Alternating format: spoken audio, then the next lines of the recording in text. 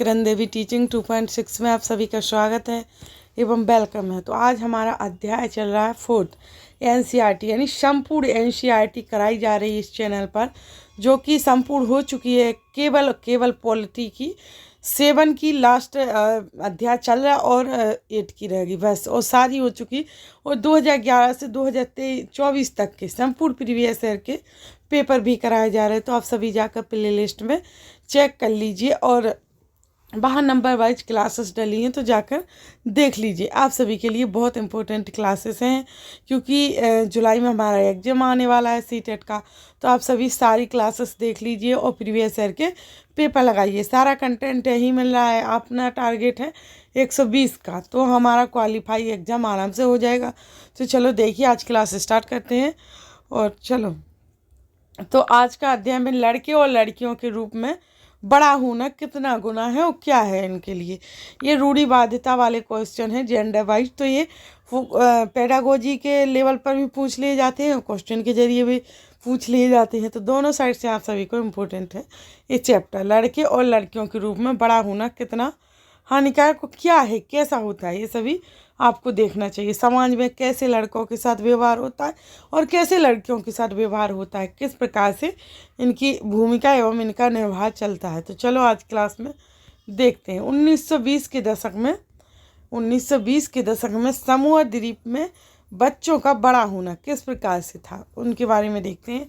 क्योंकि पेपर में कहीं से भी पूछ लिया जाता है एनसीईआरटी से, कहीं से भी।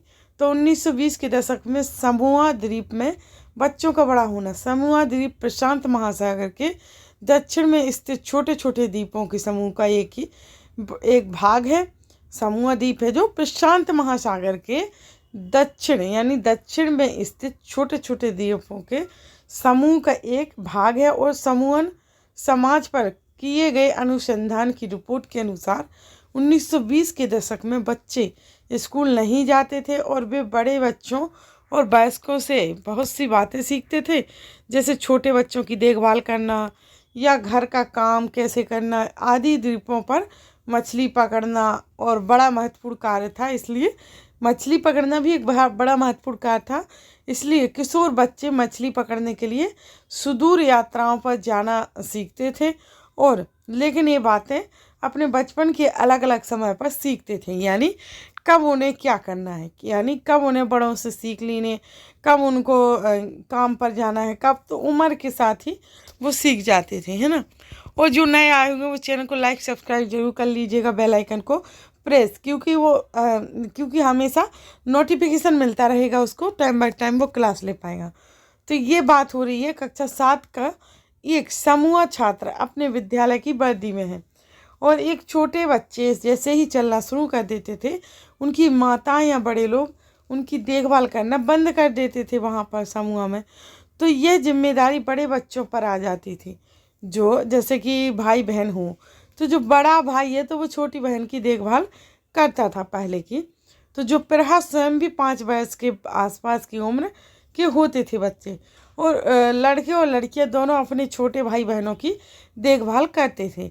लेकिन जब कोई लड़का लगभग 9 वर्ष का हो जाता था तो वह बड़े लड़कों के समूह में सम्मिलित हो जाता था और बाहर के काम सीखता था, जैसे मछली पकड़ना हुआ, नारियल के पेड़ लगाना हुआ। लड़कियां जब तक 13-14 साल की नहीं हो जाती थी, छोटे बच्चों की देखभाल और बड़े लोगों के छोटे मोटे कार्य करती रहती थी। लेकिन एक बार जब वे 13-14 साल की हो जाती थी तो वे अधिक स्वतंत्र हो जाती थी।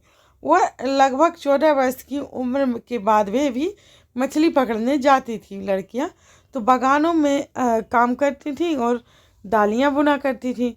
वो खाना पकाने का काम करती थी। अलग से बनाए गए कोई रसोई घरों में लड़कियां उनकी मदद करती थी, है ना। अलग से रसोई घर बनता था, उसमें साथ में लड़कियां काम करवाती थी। जैसे यहाँ पर दिया गया है कि लड़कियां स्कूल जाते हुए समूह बनाकर चलना क्यों पसंद करती थी। तो 1960 के दशक में मध्य प्रदेश में पुरुष के साथ में बड़ा होना, एक इसके बारे में बताया जा। जब 1960 का दशक था, उस टाइम पे मध्य प्रदेश में पुरुष के साथ बड़ा होना कैसा होता था मध्य प्रदेश की लड़कियों के, ना। तो 1960 में मध्य प्रदेश के एक छोटे शहर में और स्कूल जाने के गाइडेंस को बताया जा रहा है कि कक्षा 6 में आने के बाद लड़के और लड़कियां अलग अलग स्कूलों में जाते थे और लड़कियों के स्कूल लड़कों के स्कूल से बिल्कुल अलग होते थे, अलग ढंग से बनाए भी जाते थे। तो उनके स्कूल के बीच से में एक आंगन होता था जहाँ वे बाहरी दुनिया से बिल्कुल अलग रहकर स्कूल की सुरक्षा में खेलती थी। लड़कों के स्कूल में ऐसा कोई आंगन नहीं होता था, बल्कि उनके खेलने का मैदान बस एक बड़ा सा खुला स्थान था जो स्कूल से लगा हुआ था। और हर शाम स्कूल के बाद लड़के सैकड़ों लड़कियों की भीड़ को सकरी गलियों से जाते हुए भी देखते थे कि ये लड़कियां जा रही हैं। और सड़कों पर की जाती हुई ये लड़कियां बड़ी गंभीर दिखती थी कि एक बहुत मतलब डरी हुई जाती थी। तो यह बात लड़कों से अलग थी जो लड़कों को अनेक कामों के लिए उपयोग करते थे, जैसे यूं ही खड़े खड़े खाली समय बिताने के लिए और दौड़ने और खेलने के लिए और साइकिल चलाने के कर्तव्यों को आजमाने के लिए। और लड़कियों के लिए गली सीधे घर पहुंचने का एक माध्यम थी।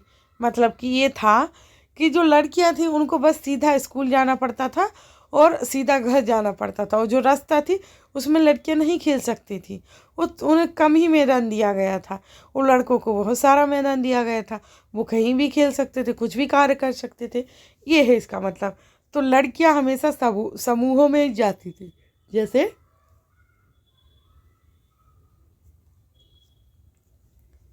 जैसे कि ऊपर बताया गया है कि समूहों में जा रही लड़कियां, तो लड़कियां हमेशा समूह बनाकर ही चलती थी। तो शायद उनके मन में यह डर था कि कोई उन्हें छेड़ ना दे या उन पर हमला ना कर दे। तो इस प्रकार का उनके अंदर डर भरा रहता था, इसलिए समूह बनाकर चलती थी वो।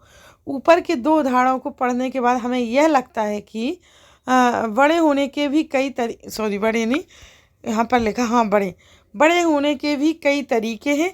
हम फिर सोचते हैं कि बच्चे एक ही तरीके से बड़े होते हैं। ऐसा इसलिए है क्योंकि हम अपने अनुभव से ही सबसे ज़्यादा परिचित होते हैं। यदि हम अपने परिवार के बुजुर्गों से बात करें तो पाएंगे कि उनका बचपन शायद हमारे बचपन से बहुत भिन्न था। और हम यह भी अनुभव करते हैं कि समाज लड़के और लड़कियों में स्पष्ट अंतर करता है। यह बहुत कम आयु से ही शुरू हो जाता है। उदाहरण के लिए उन्हें खेलने के लिए भिन्न खिलौने दिए जाते हैं और लड़कों को फिर खेलने के लिए कारें दी जाती हैं। लड़कियों को गुड़ियाँ, तो दोनों ही खिलौने खेलने में बड़े आनंदमय हो सकते हैं। फिर लड़कियों को गुड़ियाँ और लड़कों को कारें ही क्यों दी जाती हैं? क्यों?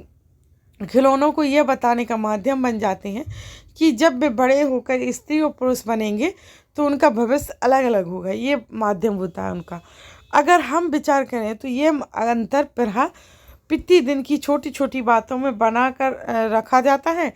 और लड़कियों को कैसे कपड़े पहनने चाहिए, लड़के पार्क में कौन से खेल खेलें, लड़कियों को धीमी आवाज़ में बात करनी चाहिए और लड़कों को रौब से, ये सब बच्चों को बताने के तरीके होते हैं कि जब वे बड़े होकर स्त्री और पुरुष बनेंगे तो उनकी विशिष्ट भूमिकाएं होंगी और बाद के जीवन में इसका प्रभाव हमारे अध्ययन के विषयों का चुनाव पर भी पड़ता है।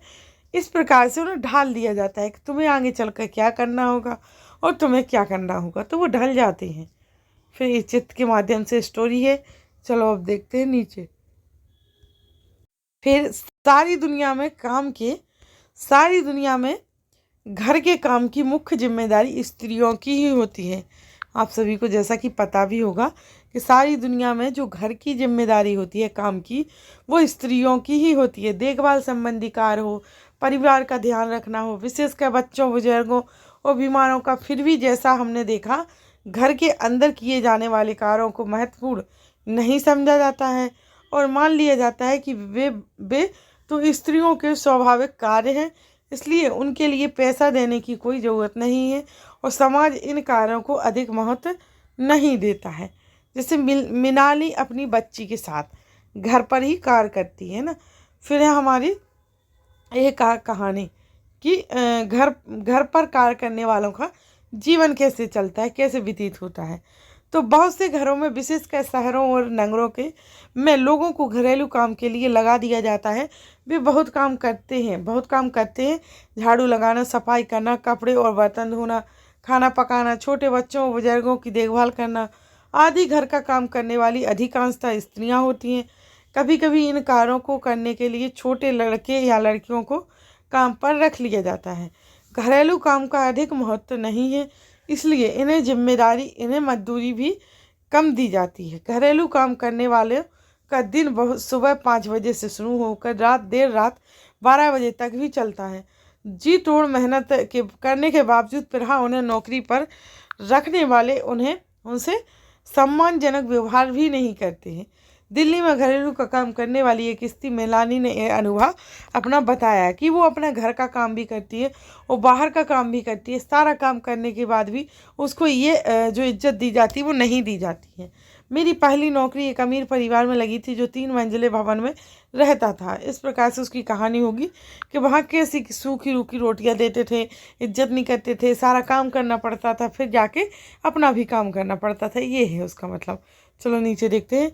वास्तव में जिसे हम घरेलू काम कहते हैं उसमें अनेक कार्य सम्मिलित रहते हैं। इनमें से कुछ कामों में बहुत शारीरिक श्रम लगता है। ग्रामीण और शहरी क्षेत्रों में औरतों और लड़कियों को दूर दूर से पानी लाना पड़ता है। ग्रामीण क्षेत्रों में स्त्रियों और लड़कों को जलाऊ लकड़ी के भारी गट्ठर सिर पर ढोने पड़ते हैं और कपड़े धोने, सफाई करने, झाड़ू लगाने, वजन उठाने के कामों में झुकने, उठाने और सामान लेकर चलने की ज़रूरत होती है। और बहुत से काम जैसे खाना बनाने आदि में लंबे समय तक गर्म चूल्हे के सामने खड़ा रहना पड़ता है। और स्त्रियां जो काम करती हैं वह भारी एवं थकाने वाला शारीरिक काम होता है, जबकि हम आमतौर पर सोचते हैं कि पुरुष ही ऐसा काम कर सकते हैं। ऐसा कुछ नहीं, सब ये कोई भी काम हो सब कर सकते हैं।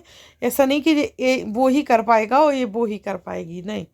घरेलू और देखभाल के कामों का एक अन्य पहलू जिसे हम महत्व नहीं देते हैं वह है इन कामों में लगाने वाला लंबा समय। वास्तव में यदि हम स्त्रियों द्वारा किए जाने वाले घर के और बाहर के कामों को जोड़ें तो हमें पता चलेगा कि कुल मिलाकर स्त्रियां पुरुषों से अधिक काम करती हैं। निम्न तालिका में भारत में इसमें क्या बताया गया है कि विशेष अध्ययन के कुछ आंकड़े हैं 1998 से 1999 की।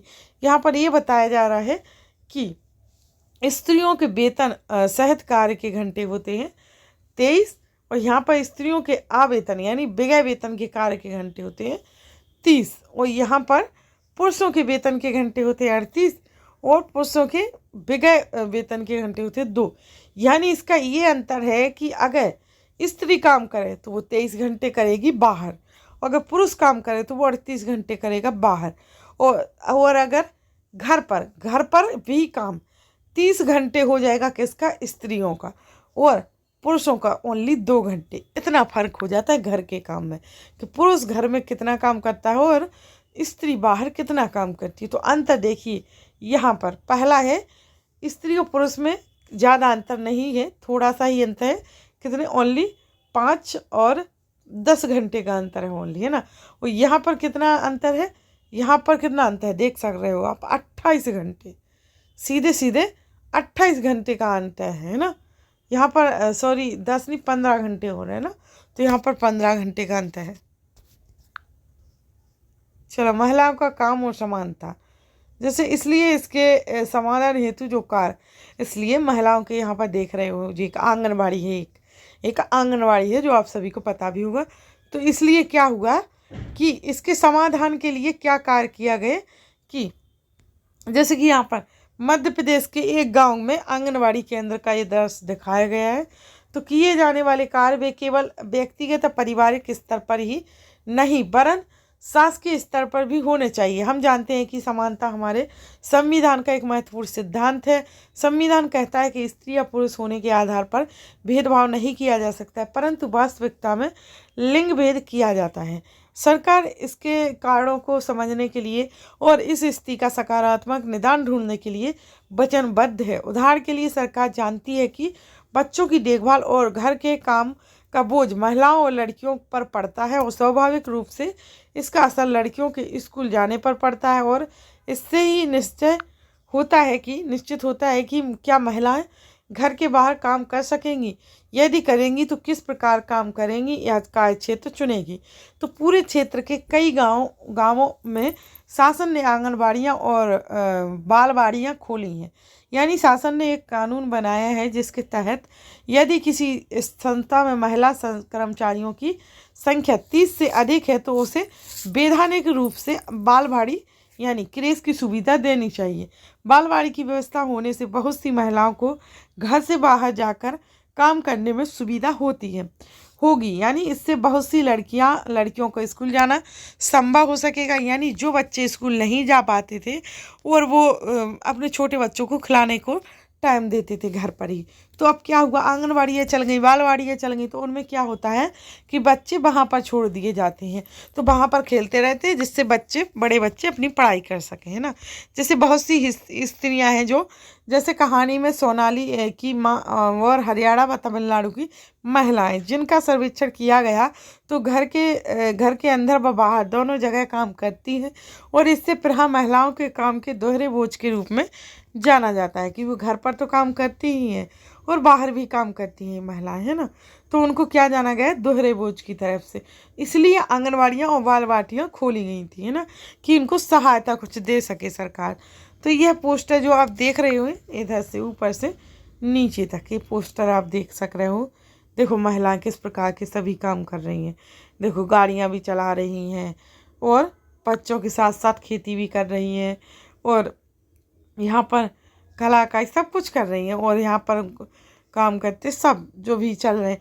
तो यह पोस्टर कहाँ का बना है, यह पोस्टर बंगाल की महिलाओं के एक समूह ने बनाया है। क्या इसे आधार बनाकर आप कोई अच्छा सा नारा तैयार कर सकते हो कि महिलाओं के लिए कोई एक अच्छा सा नारा आप तैयार कर सकते हो कि इस प्रकार से महिलाओं ने पोस्टर बनाया था, है ना। जैसे यहाँ पर मैं हर कहीं मौजूद, यहाँ पर है, मैं हर कहीं मौजूद, मेरी अनदेखी और नहीं संभव कौन सी बस तुम्हारी उपलब्धि, जिसमें मेरा वह भाग औरत को चाहिए अपना अधिकार।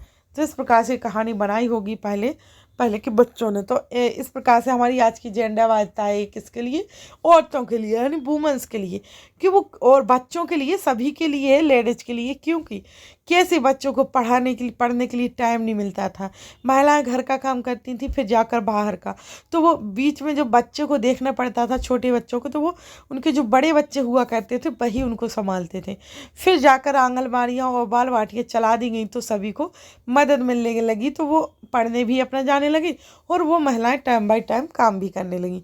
तो इस प्रकार से हमारी क्लासें आज समाप्त होती है। आप सभी ने अच्छे से पढ़ा ही होगा और नहीं पढ़ा तो पढ़िए प्लीज़, क्योंकि एग्ज़ाम है, अगर निकालना है इस बार का एग्ज़ाम, इस बार का निकालना ही पड़ेगा। आपको सबको पता ही नोटिफिकेशन आ गया है और फॉर्म भरे जा रहे हैं, तो आप सभी फॉर्म भरिए और पढ़ाई अच्छे से कंटिन्यू कर दीजिए और प्ले लिस्ट में जाकर चेकआउट कर लीजिए। Thanks for watching video.